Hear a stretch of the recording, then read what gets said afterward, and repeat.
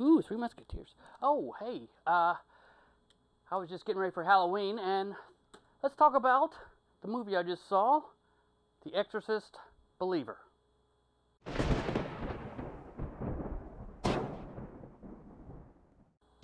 Happy Halloween, almost. I want to talk to y'all about The Exorcist, the Believer, or just Believer. Now, when I was growing up, one of the scariest films out there was The Exorcist, and it still is a classic, and I think that one probably still holds up. I don't think I'm going to watch that one for this season, maybe next year, but what we're going to talk about is this movie for this year. Now, one of the reasons the original was so scary, because they'd never seen anything like it, and of course it had Reagan, who was possessed, a little child. And the thing with this one is they try to bring back that nostalgia feel, and they bring back an original character from the original movie. And they've also upped the ante with two girls being possessed, not just one. So you've got that ick factor for two girls, and it's a lot more than you would have expected at the beginning. And this movie has so much potential. Now, what I'm going to tell you is this movie,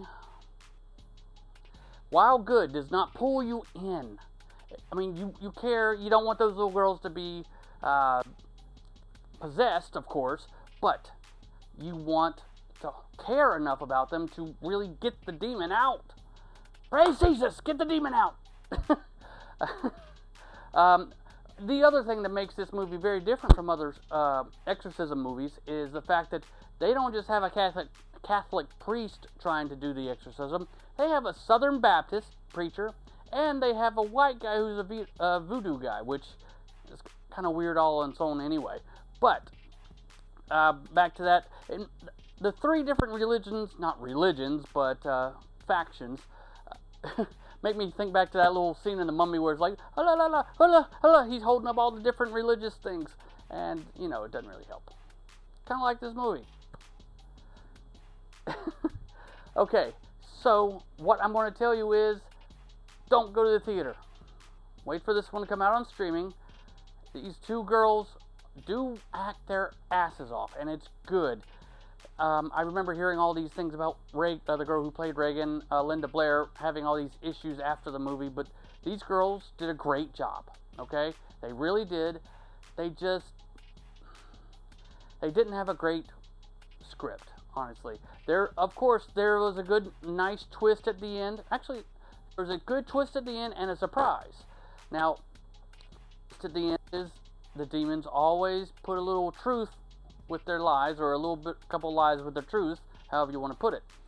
And you have to see the movie to understand what I'm saying. I'm not going to tell you anymore because I've been accused of giving too much away on this show. I don't want to do that.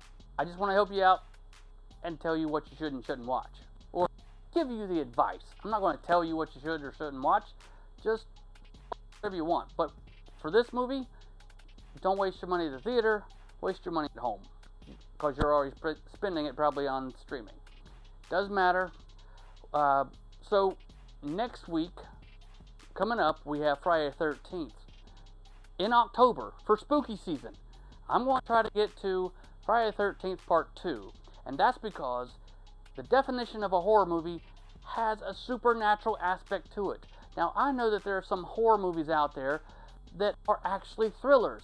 There's no actual supernatural anything to those. I call those a thriller. The original Friday the 13th was a slasher movie and a thriller because there was nothing supernatural about it.